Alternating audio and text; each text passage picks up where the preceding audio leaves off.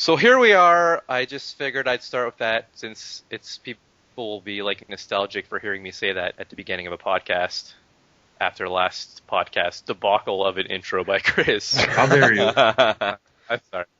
It's the 21st podcast, the All-Star Weekend Extravaganza Extraordinaire. I am Ha Chow. I'm Tyler. I am Mofo. And that is all of our names. So in this podcast, we're going to go over our biggest surprises, our biggest disappointments, a little bit of playoff-ish preview, trades that teams should make that we think they should and maybe they shouldn't, I don't know. And then, but we're going to start it off with the All-Star Weekend. There's not a whole lot to talk about, as usual, of an All-Star Weekend. But I think, personally, the biggest thing for me that's just, like, shocked me was Aaron Harrison being on the All-Star team at all. See, I got to strongly disagree with you. It doesn't surprise me even a little bit because he's listed as a shooting guard when he's playing point guard. If you have a shooting guard who's averaging 7 assists per game, they're going to make it into the All-Star game, like, no matter what. I mean... Yeah, that's stupid. They'll probably shouldn't have moved him, to be fair. But even with those 7 assists, I mean...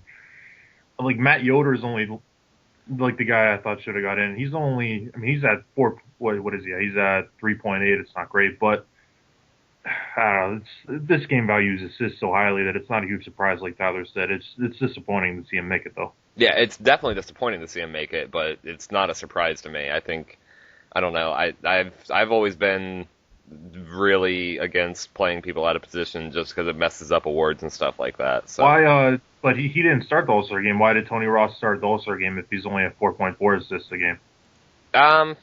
Probably a little bit of a mix of, I mean, he's got way better scoring, he's got way better rebounding, but he still has a high number of assists. I mean, he's at 4.5. Like, that's pretty solid for a shooting guard. So I think a little bit of both went into that.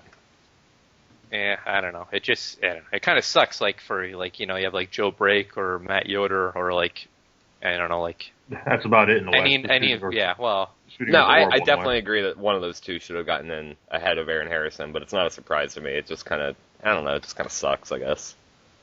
Another big thing that happened All-Star Weekend, Josh Grundy started ahead of David O'Neal. What do you think about that, Tyler? I mean, I love it. I think it's personally justified. I can't see any problem with it. Justified. I don't know about that. Oh, sorry. They're pretty close in assists, and O'Neal's way better in points. And he's on a better team. I've tried to justify this in my head a little bit, but I can't really come up with too much. Grundy's a better rebounder. He's getting more steals a game. That's the only thing I could really come up with is the steals and the rebounds. He's taller, also. Yeah, it's clear that both of them belong to the All-Star game, but I don't know.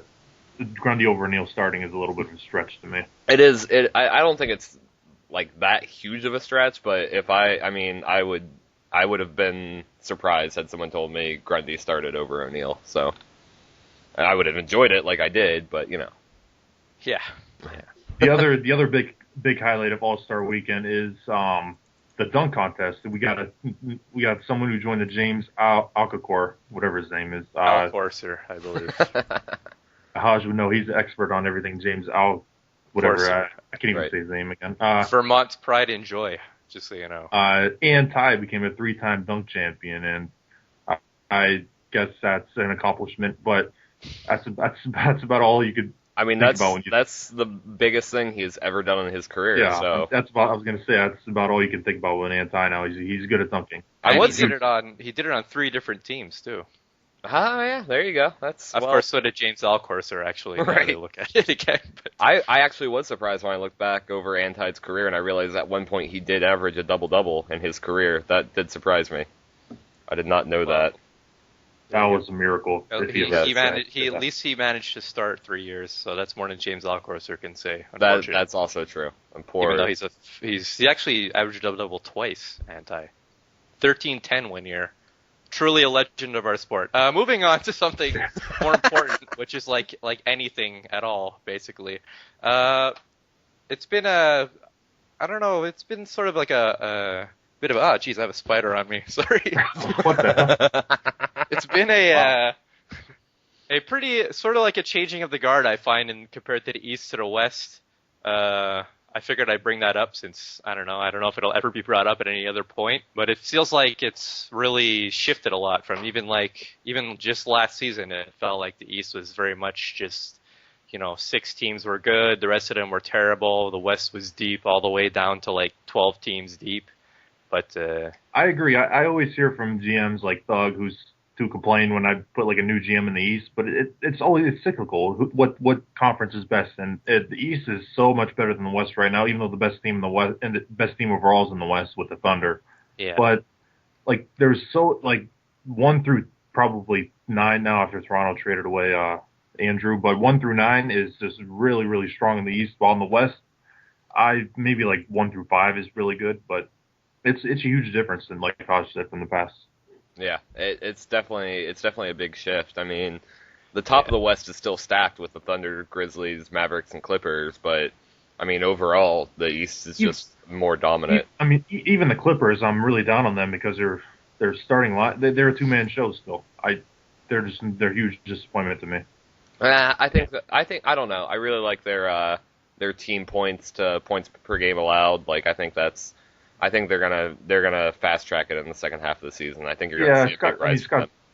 Scott Duncan's really hard to beat in the series, and Tony Ross is playing amazing. So it's a great 2-man punch, but it's still just a 2-man punch. Yeah. Is Ismail Russell still starting for them? Is that a thing? He's playing 36 minutes a game. Maybe the worst start in the league this year. I would strongly agree with that. I can't. 36 minutes of just torture. I don't know why Bergman's not starting at small forward and then using Russell in Bergman's role. I think that might be a difference of like 4 or 5 wins if Bergman was starting instead of Russell. I would much rather have Bergman. I mean, that's 10 minutes up for Bergman and 10 minutes down for Russell, and you can't go wrong with that right now.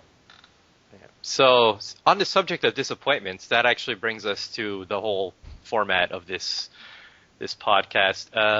The disappointments of the year. We'll start with that since we get the downer stuff out of the way. I figured we'll have 2 each, and I guess I'll start. I'll think of some sort of a team that's disappointed me. Actually, I'm going to start with the Spurs. They've really disappointed me. I mean, I felt like after last year, they were getting a lot better, and Roscoe Brown improved again. Luka Comrie looked very solid. They still had that great front court of DeSazer and Johnson, but I mean, their record is almost about as bad as it was last year, if not worse. And it seems like they're underachieving for what they should be able to do with the amount of talent that they have on the team. Yeah. Something just doesn't work on this team. Go ahead, Tyler. I was just going to say, I think Andrew Moore and Roscoe Brown just haven't taken the leaps that they need to take yet. I mean, Roscoe Brown looks good, on paper, but he's still, shooting barely 44%. His turnovers are pretty high for a shooting guard. And then Andrew Moore he's not a good starter by any means so far. I mean, his assist-to-turnover ratio is really bad for a small forward. His shooting percentage is 42, which is terrible. He can't really even hit free throws that well. His three-point percentage is bad. He's not scoring a lot. Like, just more so than Brown, but Moore's been a big disappointment. Obviously, he's still young. He can still grow, but I mean, their small forward issue is a big part of why this team's not doing as well as they should. I'd even look at maybe just trying to start Wiggins again at this point. I mean, he can't be worse than Moore starting. They would lose all depth at that point, though. They would lose all depth. They have nobody else at this point. Well, they have Tom Scott's a pretty good scorer off the bench. Tom Scott's not bad, but then Moore might not be as bad off the bench as he is as a starter, where he's they have no big man depth though. Is what I was saying. Yeah, who's the depth of big man though? You're gonna put Graham Harris in there, Yanquemin Lara. Like, what are you gonna do? I don't know. I think this team needs blown up because I cannot see them winning with this current core unless Roscoe Brown suddenly becomes a 20-point per game scorer. I don't think they really need to blow up, but I think they should definitely look to move their big men because they're too old and I have nothing wrong with like Comrie and Brown. I think that's still a very good backcourt. You can build around those two. Oh yeah, that's what I was gonna say. Like a blow up around those people. Like get what you can for the Sare and Dick Johnson and just go from there. Well, I don't think Wiggins has much value at this point. I think Wiggins has expiring a contract value. at least. He's a big expiring, and he can do something. Yeah, but he's 34 and he's declined a lot. I don't know. Someone would give at least a first for him. Polo would trade for him, so. Right. He would probably, yeah. Another big disappointment, I would have to say, is the New Jersey Nets. Oh God. They have had so many injuries. They've had so many injuries this year, but still, they have been a huge letdown. This is a team that made the second round the past 2 years in the playoffs. They beat some good teams in the playoffs. I mean, it's not like they're just one and done every year. And they brought the exact same team back basically, and all of a sudden they've fallen off a cliff. 12-28. Seifert's not picked up where he left off in the playoffs. He was great in the playoffs, but he's been horrible this year. Horrible. He looks like one of the worst point guards in the league right now. Ross Falk has been mediocre. Jerome Berry's nosedive shooting wise. Francisco Page is awesome. Callum Merriman's pretty good, but he's horrible on offense. It's clear that this team has just run their course. They just don't have the offense to win games anymore. And I'm pretty sure that Francisco Page is going to be traded very soon in this league. So get your offers in now while you can. Yeah, I mean, Crimson's a very good GM. He always takes offense to what we say about him on the podcast. For some reason, I don't think we really shit talk him that much. But Crimson's a very good GM. If he decides he wants to blow this team up, I'm sure he can get adequate value. I mean, really, there's no one on this team that should be there next season if he wants to do this right, because you can't build around Seifert even though he's 25, and then they don't have any other young pieces that could even remotely help them. Maybe Scott Farron. No, he's awful. I think Barry's still sort of young. But he's a defensive nightmare, though. You really want to keep him in a rebuild? Well, no. I wouldn't. I guess not. And I just want to get rid of Page just because I hate him. So another thing, Dan Hughes is playing 36 minutes a game, and he's playing pretty mediocre all around because he's playing a lot of small forward, and he's not really a small forward because he can't rebound much. Right. And he's not really a point guard because he can't pass much. So. Yeah. Dan Hughes is okay, but I don't think he shouldn't be playing 36 minutes a game. Is my point. Yeah. No, definitely not. I would strongly. He's also terrible at free throws, inexplicably. Right. That team's horrible at free throws. Besides Hughes, Tyler, who's your biggest disappointment so far this season? I had trouble coming up with this. I'd probably say Utah Jazz so far. I mean, they're 17-15. They're barely over 500 at this point. Their the points per game allowed as a team is in the negative. Their ratio's in the negative.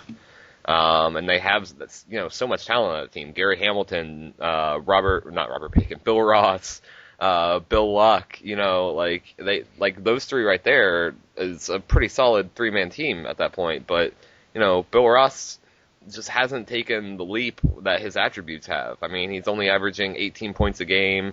He's not shooting it from three. And then George Blazer's taken a huge decline in scoring. I don't know what's happened there, but he's only at 13.6, below average field goal percentage, a bad 3-point percentage. And then Gary Hamilton, he doesn't look as much of a non-point guard as he did last year. He's at 8-3, which, I mean, I guess that's about where he was last year. But, this team should just be better than what they are at 17-15, because they have talent. I mean, Yannicko's kind of declined a little bit, and he's dead now too. Yannicko's dead now. Oh well, yeah. Broke his leg. Yeah, I forgot about that too. But Robert Bacon hasn't provided the bench depth that Rocca thought he would.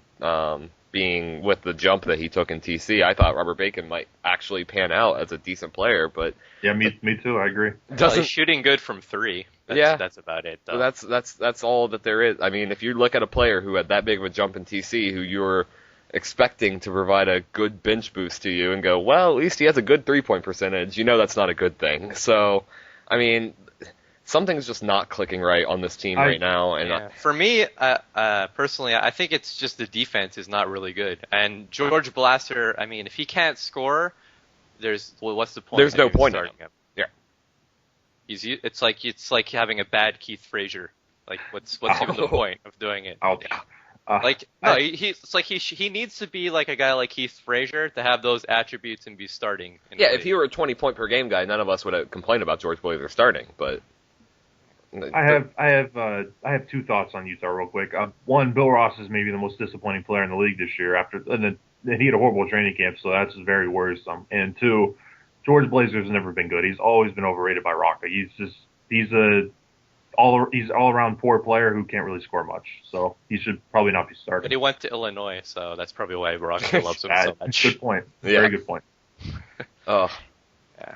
Haj, you have a second disappointing team so far? Oh, it's tough to pick because a lot of teams are actually pretty much around where I expected them to be, so it's kind of hard to pick disappointments. I mean, you know what? I'll pick Boston because I'm disappointed by their depth chart because they won't do what I've said a million fucking times for them to do, and I don't understand why Eugene Doyle is just not starting at all. I mean, they need rebounding. No one can rebound on that team other than Eugene Doyle, and he's a third string backup shooting guard or wherever freaking position he is on the depth chart. I mean, he's not starting Eugene Doyle. He's not starting Anthony Bennett. Felix Mealy and Anthony Smith might be the single worst rebounding duo of big men I've ever seen starting in this league. I mean, I don't even know. I don't even know what to say. Dave Machado, how he's getting 10 assists a game boggles my mind. It's like some sort of a miracle. Yeah, but even if you did start Eugene Doyle, I mean, what, maybe 2 wins? Like, this team's bad. He doesn't even have his own pick. I think they would be drastically improved if they did any sort of a decent depth chart. He traded his pick last year for Felix Mealy, so it wasn't like he gave it away for nothing. Mealy's a pretty good player. Right. Yeah, I guess. But, I mean, like, I don't know. Anthony Bennett should be starting. He shoots good. He's a good rebounder. I mean, he's terrible on defense. He can't block shots. He can't do much. Well, you put him at small forward, but that's why you put. Why would you put him at small forward? His handling is abysmal. Well, who else are you going to put at small forward? I don't know. Allen? Lynn Williams? This is what we're talking about. Like, their depth chart doesn't matter because their team is awful. I'm sorry. That's just. I think it'd be a lot better if they did anything other than what they're doing with their depth chart. I don't think they would be a lot better because, like Tyler said, this team is tough to call disappointment because they're just bad. Yeah, no, I strongly expect them to be bad. Seth Adams is scoring or shooting at least decent, but like I don't even know who's starting at shooting guard. Is it Seth Adams? Is it it's Seth Adams. Like what else? What Mercado, Adams? What would you do? Maybe like Marcus Willis? Like I would do Mealy, Doyle, and Bennett. Then I'd put whoever he feels like a shooting guard, and then Machado. I think that would be terrible. Why would that be terrible? Bennett would average like. I don't know. Bennett's a good rebounder, so he could help cover rebounding a little from small forward to cover Mealy. He can actually score, so him, Mealy, and Machado gives him at least 3 guys that are actually proven scorers. Doyle would help the rebounding a lot because that's like his best strength he has. And then, he can use Anthony Smith off the bench to score. He's doing that pretty good. I know you guys aren't on the assist and turnover bandwagon as much as I am, but if you're starting Eugene Doyle, Anthony Bennett, and Seth Adams all together, that is one of the worst handling lineups I've ever seen in my life. Like that, there's no way that would work. I agree there. I wouldn't start Seth Adams though. I'd start like Miracle, where he's at least can handle a little and he can play defense, which is what you'd need. But Miracle's one of the worst scorers on the planet, so. On the planet, just on the whole planet, all of it. Well then, I don't know. Play Williams there to have even. I don't want to talk about Boston for this long. My second disappointing team. Well, yeah, I guess probably Phoenix because they just had a really bad sim, and I thought they'd be a little bit better than they would be because I mean the way Dale Smith was playing at the beginning of the season, he really carried them for a while. But the small forward situation is a mess. Like Nunnally came out horrible after training camp. I don't know why he's so bad. And Carry-On just can't score. He can't really do anything in small forward. He's shooting horrible. And Andre Hood, I mean, Hood's way more ratings than he is production. 13 and 10.5 and 3 blocks is decent. I mean, he's like an average power forward starter. But, I mean, Nishida's the best rookie in the league, but he's not a great rebounder yet. But he's going to be a star, I think. And Sandin's a good scorer. He's not a great all-around player, but he's a really good scorer. And like Dale Smith's cooling down a little bit, and as he cools down, the Suns cool down. I don't know. I thought the Suns maybe be around like 35 to 40 wins, but it looks like they're going to be around like 30 probably. It's progress, but I expect more progress this year. I agree. I expected a lot more out of them. I don't know what you would do at small forward. I'd give Adam Tapia a try at this point. I mean, at least your scoring could be better with him and Sandin there. I mean, you'd have no defense at that point, but they need some sort of scoring boost. Just having Dale Smith and Sandin, it's not going to do it. Hood's only at 13, Nishida's at 15. They're not getting any scoring off the bench. really. There needs to be more offense there. You can't have that bad of offense, or you can't have that bad of defense without enough offense to cover it. I don't know exactly what I would do if I were Jerry, but Their defense, Tapia might not be a bad idea because their defense really can't get any worse right now. Right, that's what I'm saying. You might as well just add some more scoring to it. Yeah. Yeah. I mean, I agree. I mean, I think Gerald Dunn's doing pretty good off the bench, though, so he might be able to get something for him in a trade. I mean, he'd be a good guy to have as a backup for the most part. He could probably start still somewhere. Yeah, I guarantee you could. With his handling. Yeah. His handling still looks good to me, so. I mean, if I had to eat Adam Tapia's contract to get Dunn as a backup, if I was a team in a situation where I really wanted a backup like that, I would certainly look into it. Sounds like we have a Wizards Suns trade brewing there. Nah, I have a first round worthy pick, Richard Kennemar as my backup, so I'll be all right at that point. Sounds like you should be trading for Gerald Dunn then, if you're playing Richard Kennemar. Well, maybe we'll talk about Richard Kennemar later at some point. Anyway, Tyler, you want to finish up the disappointments? Who's your second disappointing team? I had a little bit of no, actually I didn't. It's Golden State. Golden State is easily my second biggest disappointment. I expected, I guess because I lost all expectations for them by Sim 1, I kind of forgot that I expected more from them in the preseason. But Golden State is easily my biggest second disappointment here. I mean, this team, they had a pretty good season last season, and I expected, decent things from them this year, but it's just not working at all. Pete Harris just has lost all ability to shoot efficiently. He's at 20 points per game, but his percentages are terrible, so he's just jacking up shot after shot. McAvoy is only at 15 points per game, which is a sad sight for him. His assists are still good, though, so that's at least a good thing. And then Karan has lost all ability to be able to handle the ball decently whatsoever. His shooting... He lost that a long time ago. I know, but it's still sad to me. He was at C- last year, though. He's at D+ now. And he's got 3.7 rebounds a game, which is just pathetic. Yeah, that's one of the worst. Basically, he just shoots it and starts walking back to the other end, I think. Yeah. Keith Thornburg has almost as many rebounds per game as him, and less than half of his minute. I mean, that's pretty bad. Karan's he seems more like a bench player at this point, which is disappointing. And then Yiwan, after that really good year that Yiwan had last season, I mean, he was at 12.5 rebounds a game. He's looking good, and now he's dropped a whole point. He's dropped 2 whole rebounds. Yiwan's just not good. I mean, Song Nu is still the consistent, but his field goal percentage is literally one of the worst. This might be the worst that his field goal percentage has ever been. I mean, because he's normally by far is his worst, because he's normally a very efficient, solid shooter, and I mean his rebounds are still there, his blocks are still there, but this team is just massively disappointing to me. And Donner's trying to blow it up all season, just hasn't been able to. So it's just the contracts are too insane. Yeah, that was Donner's doing. But anyway, I see what you're saying about them being disappointing because of the season they had last year. But after training camp, I am not really shocked by their season, because that was one of the worst training camps I've ever seen. Almost all their players went down a lot. So it's not a huge surprise to me. It's like I said, it wasn't a huge thing. I expected a little bit more from them, and I didn't expect them to be this bad. Yeah, probably not this bad. I agree with that.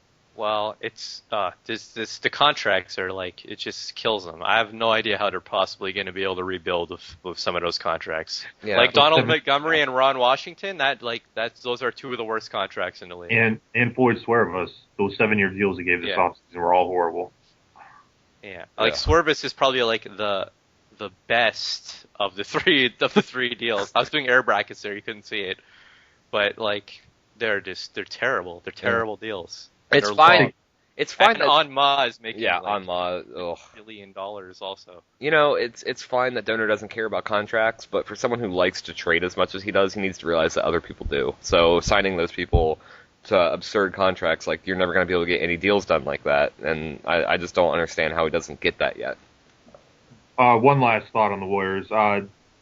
Even though he's declined a ton, you got to give a lot of credit to Kurt Iverson for the career he's had. He had 16 straight seasons of at least 21 points a game. That is an incredible run. Yeah. So, and I think he could still be traded somewhere. Somebody, I mean, like Tyler said, he'd be a great guy to have off the bench at like small forward and shooting guard to provide scoring at that position.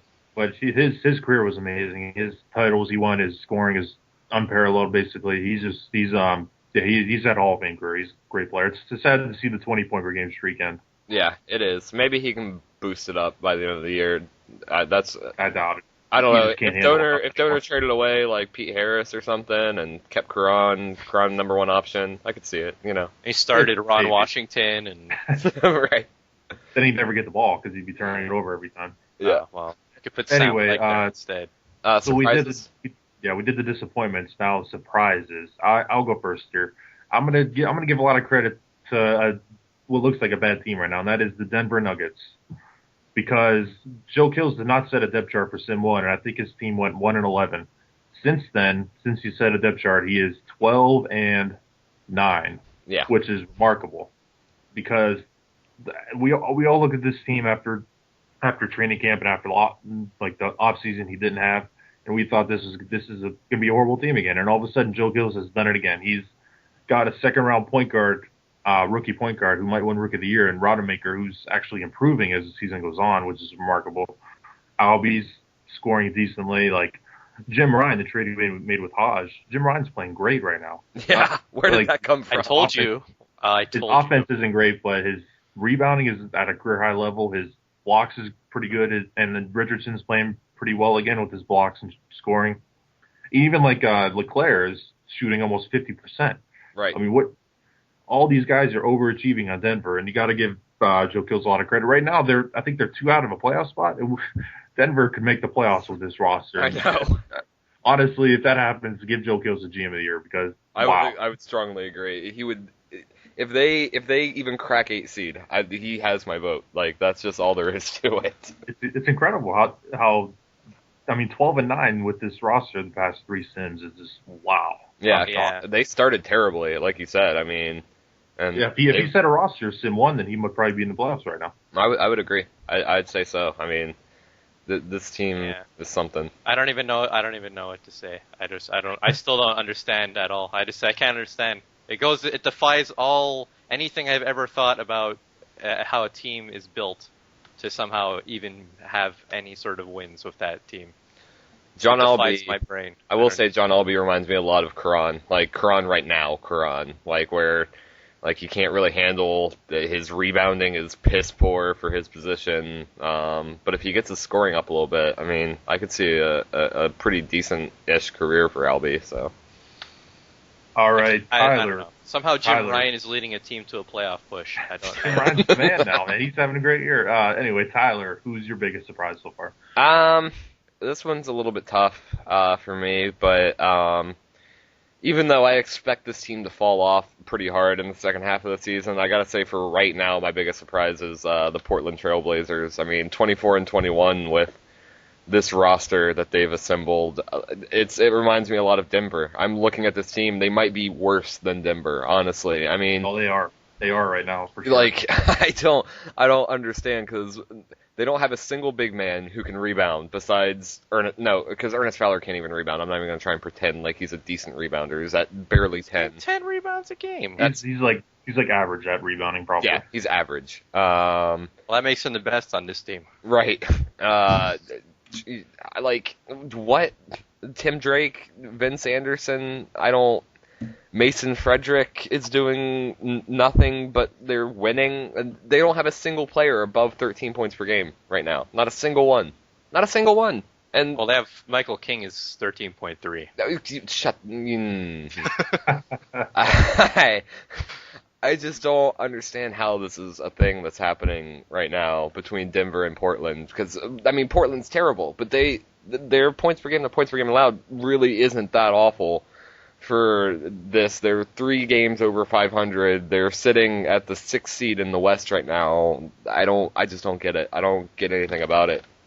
I feel like I'll go first, I guess. Sorry for completely cutting you off. Go ahead. I feel like honestly, before their last couple trades, I mean, they did have some okay players that they had Vega a lot this year. They still had a couple leftover guys. I mean, they still overperformed because even before the season started, there's no way I would have thought they'd be able to even get above 500 after one sim. But I mean, now I think they're definitely going to drop off huge. But I mean, I'm not like I thought they had some talent before. I didn't. That makes a little bit more sense as to why they could still win some games. Vega, I guess, but I mean, even Vega, like, that shouldn't be enough to propel them to where they are right now. And then who else have they had that they traded? Sazonov, Chris Thomas? Well, they've traded so many guys I can't remember. Ron Jr., like... Like I told JB about his current team, he could put all 12 players in a trade and I wouldn't pass it for a first-round pick. That's how bad they all are combined. Yeah, I strongly agree with that. I agree with that sentiment very, very much so. So any wins he gets with this roster is well, it pisses him off, but it's still remarkable. Yeah. At least Frank Layton's going to get one last good run of scoring, since he'll be the only guy that can score on the team. Frank Layton looks terrible to me right now. I don't know. He is pretty bad, but he'll be chucking it up at least. So that'll be nice to see. Haj, who is your biggest surprise so far? I'm actually going to take a surprise that's not how the fuck did they win, and I'm going to pick Chicago. I mean, after has it been 3 years now where they missed the playoffs by combined 1.5 games? I mean, it was pretty odd. I mean, people saw Voronkov at point guard. There was a lot of people questioning if that would work. And I mean, everything they've done has worked. Their defense is playing outstanding. They lead the league in, I think, opposing field goal percentage, 3-point percentage. They're also shooting in top 10 or top 5 field goal percentage. I mean, their rebounding has been amazing, which is even more shocking when you consider Tom Cabrera and Dave Hampton have been playing at all. Right. So, starting, actually. And Jeff Hendricks. So, I mean, they're just playing great. They're getting lots of great rebounding. Ray Bonds is playing like a sleeper MVP candidate. I mean, his stat line is ridiculous. 27, 9, 4, 2.5 steals a game. His shooting percentages are all very high. I mean, that's a really, really dangerous backcourt duo with him and Voronkov. No, I agree. And what I'll say about the rebounding is, you have Cabrera and Hampton and Hendricks playing, and they're not good rebounders. But, you have Zach Frost, who's at 12, and then you look down the rest of this lineup, and everyone who's playing anywhere is, above 7. I mean, Voronkov's at 7, Bonds is at 9, Selden's at 7.3, Hendricks is getting 7 off the bench. I mean, even Cabrera is getting 9 right now in 30 minutes, which isn't bad for him. I mean, it makes sense to me why they're leading the league in rebounds, because everyone is contributing to that aspect right now. They are not only leading the league in rebounds, they're on pace to break the team rebounding record, which is pretty amazing when they're starting Cabrera and playing Hampton and Hendricks so much. You're right. Because they're all pretty poor rebounders. But I said it last night in the chat after realizing how good their numbers were and their stats. Chicago is a really, really good team. I'm shocked they're only 26-16 when you look at all their numbers, because their numbers back up like they're as good as Oklahoma City or Washington or the top teams in the league, because they're just playing amazing right now. They're like you said, Bonds and Voronkov are just an amazing backcourt duo, and Zach Frost he's been one of the best centers in the league. I thought he should have been an all-star. I'm surprised he didn't make it, but even Selden's still underrated. His shooting is great. He just fills his role perfectly. He doesn't make many mistakes anymore. He's really cut down his turnovers. This team is just well put together. If they had a really good power forward, they'd probably be as good as Oklahoma City record-wise. But the numbers say they're just as good as Oklahoma City without a good power forward, so you never know what could happen. Right, yeah. No, I agree, and I think this team's fine. I wouldn't make a single move right now if I were Chicago, I don't think, because I wouldn't want to mess with whatever this is. Because this team is looking nearly perfect to me right now. Just everything is clicking just the way it should be. This team is very, very good. Since Haj stole my second sleeper team in Chicago there, I will have to take another one, and I think I will take it's a little tough, probably the Sixers, because 24-18 is a pretty impressive record right now for them. I think we all knew they had talent, and they played great last year until the final sim with their new roster, but now they get a full season together.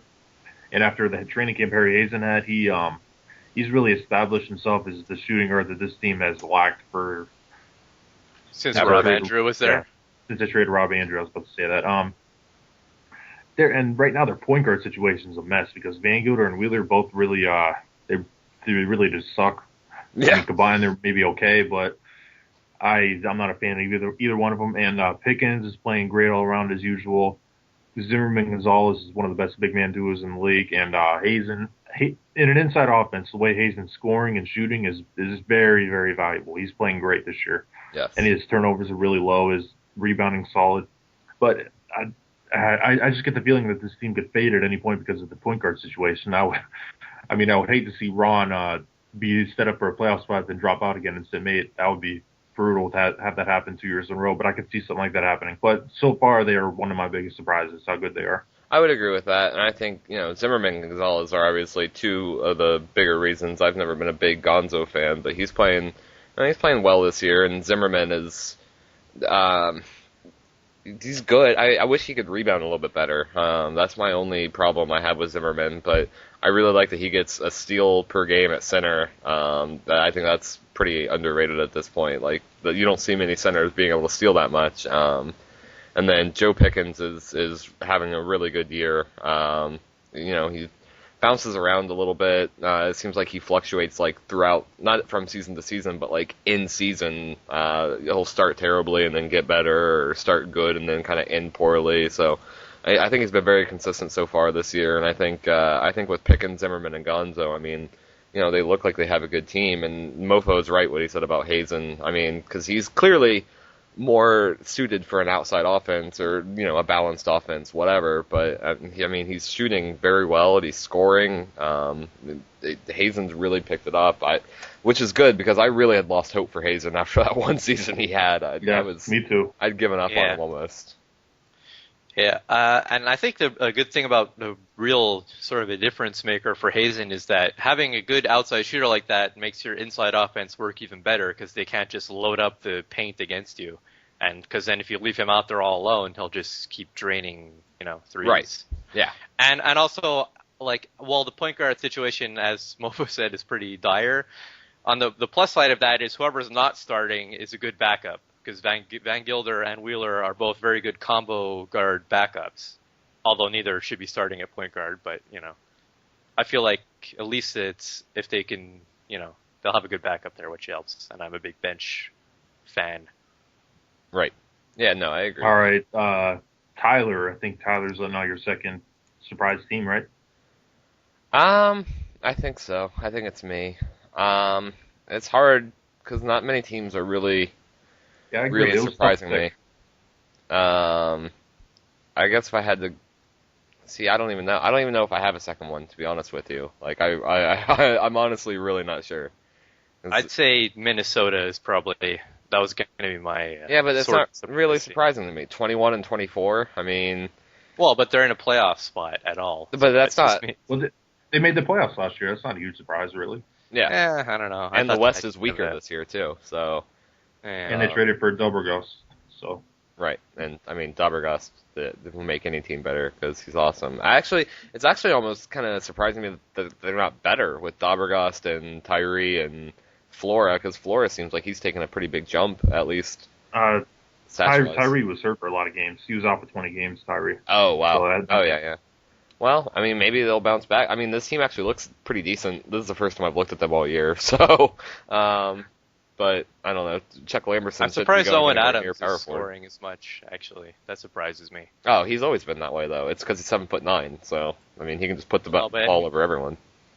Yeah, but I don't know. He seems like he's made more of a jump in his scoring than ever before. Yeah, he's he still shoots a lot of threes though, which I don't get. Yeah, I don't. Why he has 55 3-point attempts? It's kind of like Zach Frost. I think is also like that. Where Operation 3-point in Minnesota. Yeah, I was about to say. Where Zach Frost is a career 6 of 78. So why do you even shoot from 3 at that point? You're not even making 10% of your shots. You're making 7% of his threes. That's like Rondo numbers right there, shooting threes. Yeah. All right. So what are we? So you guys don't have surprise teams? Yeah, I don't think so. Yeah, it feels like there's more disappointments than surprises. Like Atlanta's disappointing me. Cleveland being as bad as they are is very disappointing. Like Miami's a little disappointing right now. It's more disappointments than surprises, or teams playing like we thought they would. Right.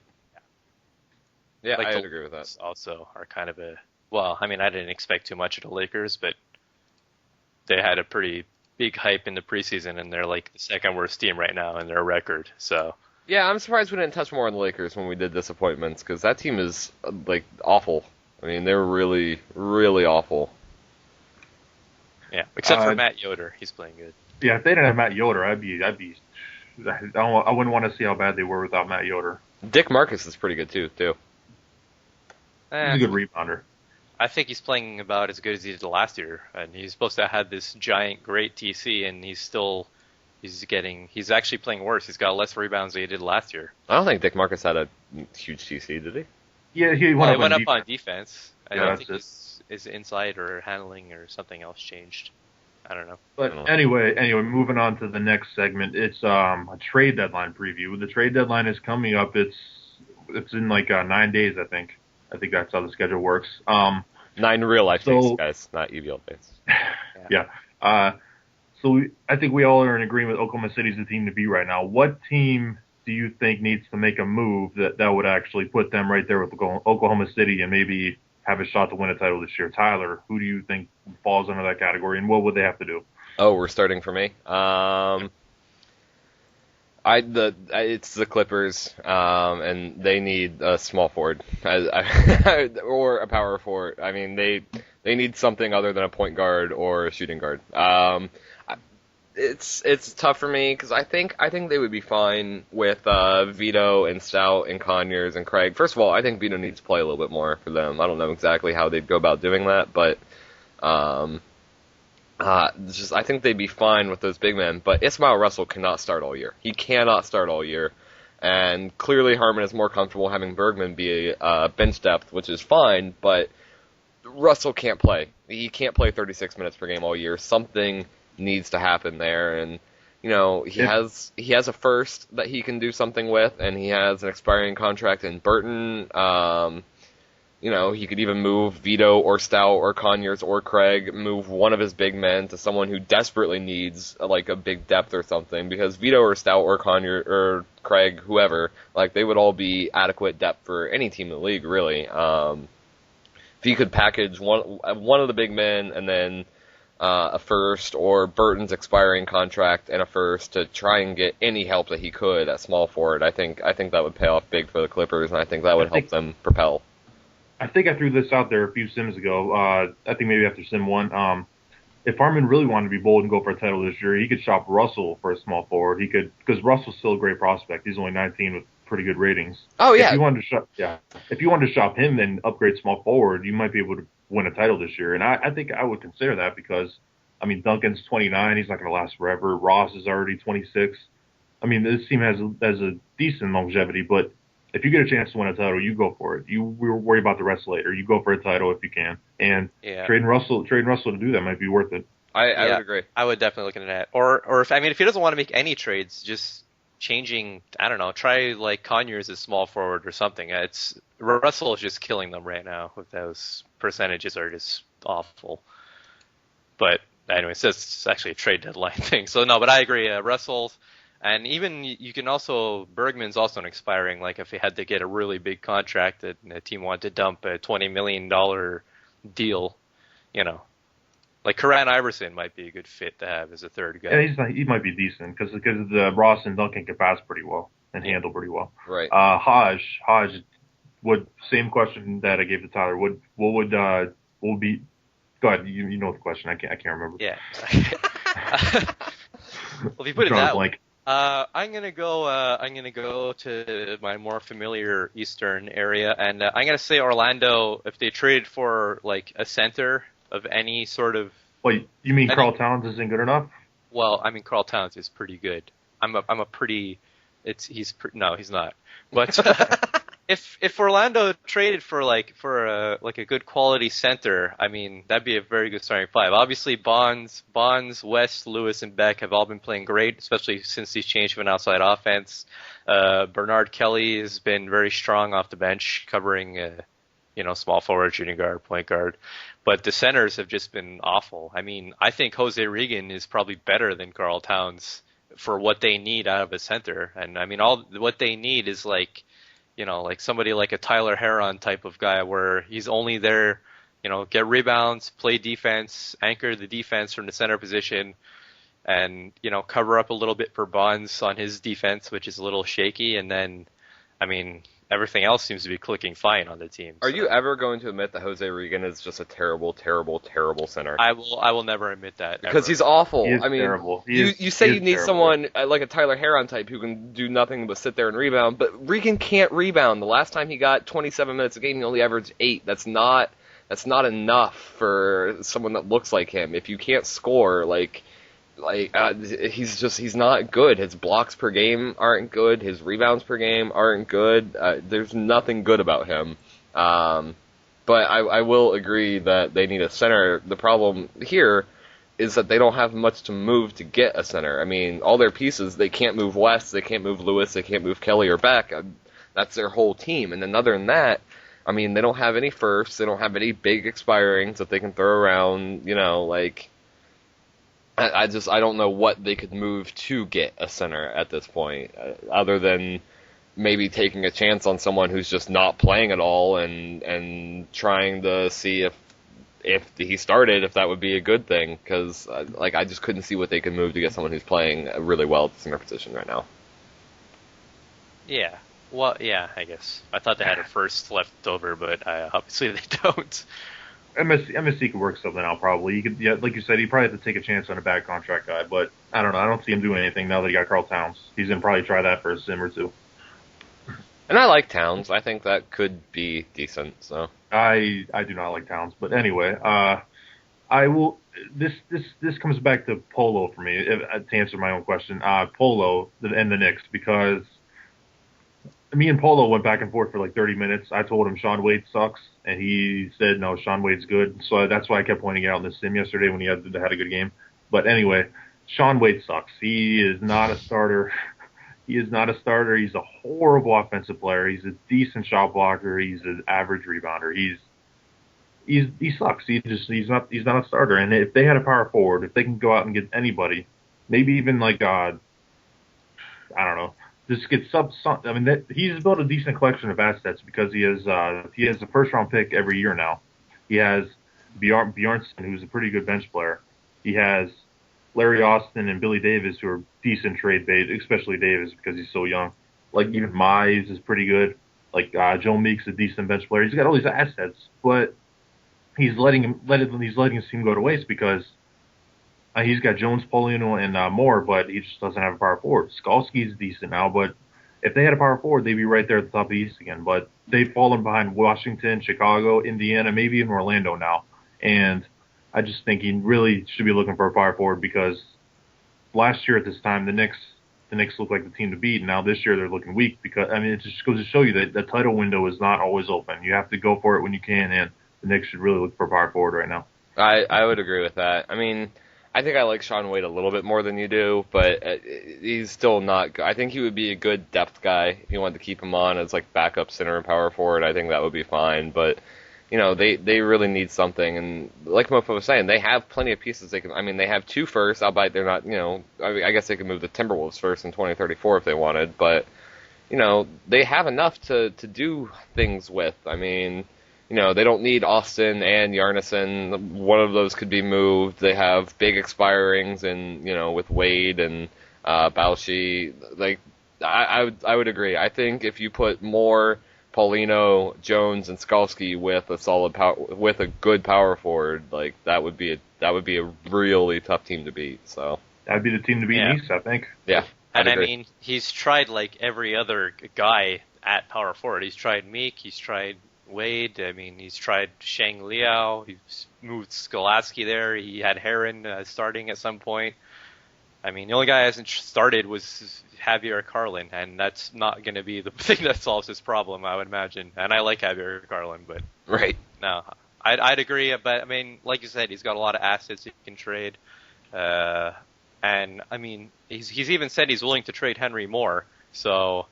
I don't understand why people wouldn't be all over that if you had a power forward. I'm gonna be a little more specific here after looking at teams. I'm gonna say he should go to his cousin in San Antonio, and he should get one of his 2 big men because that'd be a great fit to get this Cesare or Dick Johnson. That would be a perfect fit at power forward. So I'm telling you, Polo, go talk to your cousin, see if you work something out, and win a title this year. If you get one of those two big men, you are the East favorite, without a doubt, in my opinion. I would agree. I'd agree with that. Yeah, well, other than Washington, I would agree. I'd agree with that. That'd be. Do you guys have any other trade deadline thoughts? Any teams that should blow it up or make a move or whatever? I think the Lakers to trade Matt Yoder and get a lot of stuff for him because he's playing phenomenally well right now. He gave up 4 firsts for him, though. You think he could actually get something like that back? Yes. Well, if he played his cards right, he could. I mean, he's getting 25-9, 4 assists a game.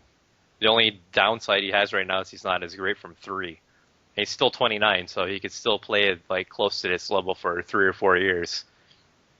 Right. I don't know. That's just I didn't understand the trade for Yoder when he made it, so I don't. No, I didn't either. It reminded me a lot of when Bauer traded for Omar Thomas last season, I guess. Golden State needs to blow it up. Yeah, they should probably try and trade Curran, I would say. New Jersey needs to blow it up. Yeah, I guess that would be it, really.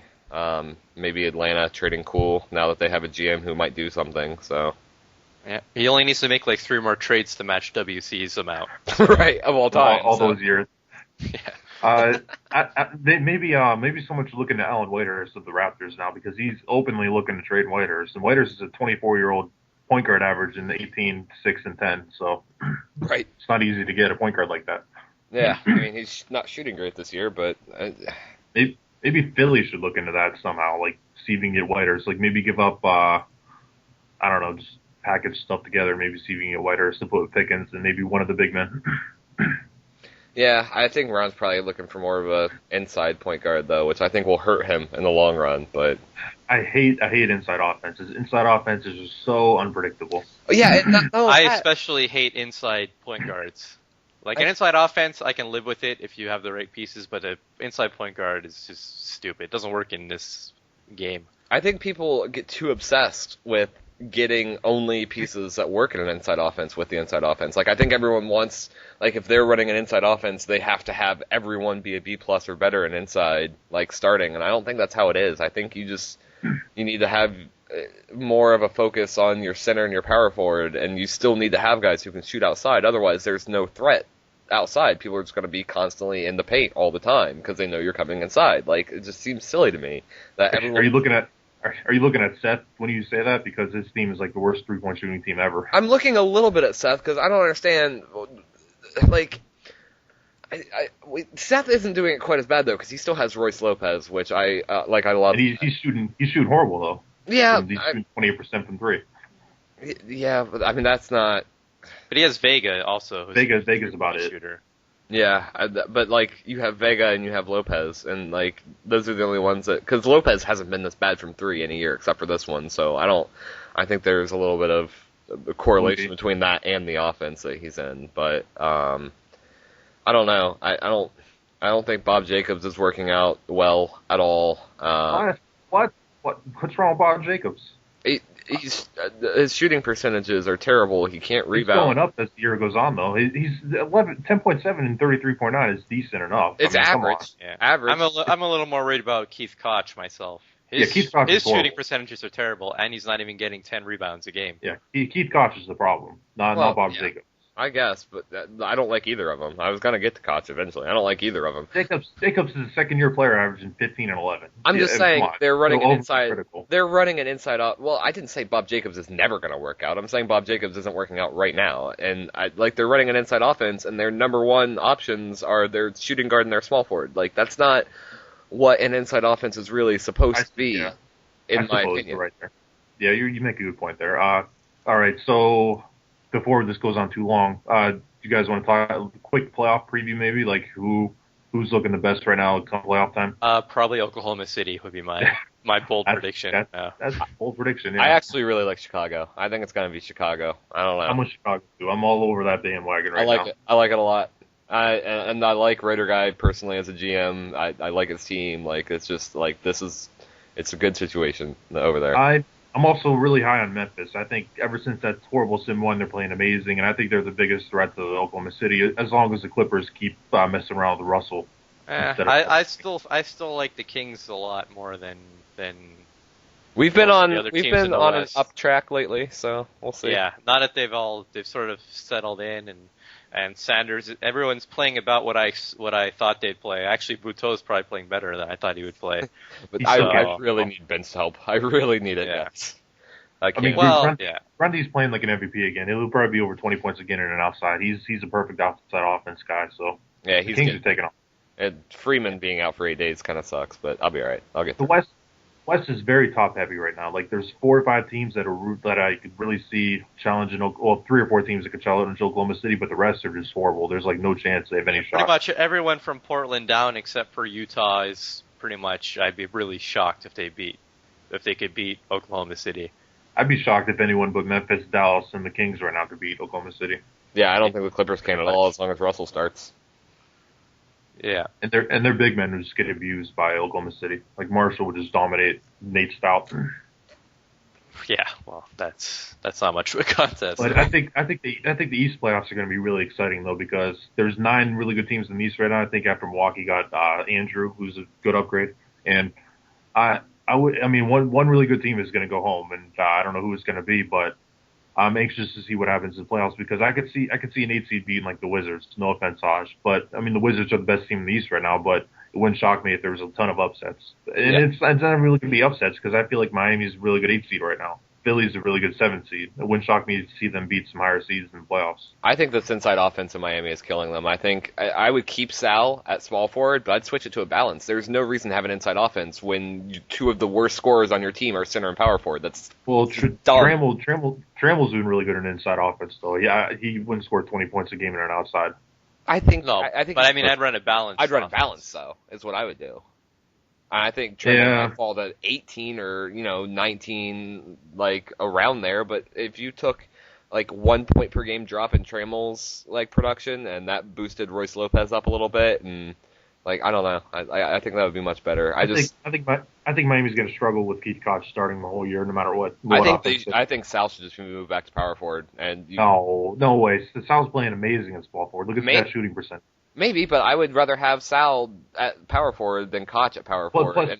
Plus, he's a really good defender at small forward. He's horrible at the power forward center. Yeah, I guess. I don't know. It's just, Koch, something needs to happen with Koch. Something's got to change there. It's but just anyway, a I think situation with Vega too. It feels like he's sort of like just not. He should be starting somehow, but he's nowhere to start him. He's playing starter minutes, though. He's backing up 4 spots. It's not really a big deal. But he's not really a great backup for a power forward position. And I think he's only going to back up 3 now because Koch got hurt and Vegas started to do a power forward and stuff. Anyway, I think we should be wrapping this up. What do you guys have any final thoughts? Not too much. I think we've covered just about everything. This year just seems kind of, I don't know, lackluster. Unpredictable. It's a couple of top-heavy teams, but it feels like a lot of people are just disappointing, is what it comes down to. Yeah. I feel like a lot of people just like have given up and assume that Oklahoma City is just like there's no way they're going to lose. But I don't know. I mean, obviously, I don't think that. Which is weird because this isn't even like the best team Oklahoma's ever had. I don't think so. It's pretty good. I mean, it's good. But they're beatable. Every team is always beatable. I would agree. Never know. I don't know. Whatever. And I think that does it, you guys. We'll be back again for a playoff preview most likely in like a week. Right? Oh yeah. And hopefully by that point, there will be a lot of more interesting talks. It's not just going to be like, well, who's gonna do this and that. Like it's just going to be we're going to know now, and it's going to make a lot more sense. Because right now everything's just up in the open to me. Like it is. It's tough to see what's going to happen. I'm very anxious to see what happens. So I'm excited. I think it'll be good. Mm-hmm. All right, Haj, you want to close it out here? Spay and neuter your pets. I don't know. What do you want me to say? I got nothing to close with. As good as anything. All right. See you guys. All right. Bye, everyone.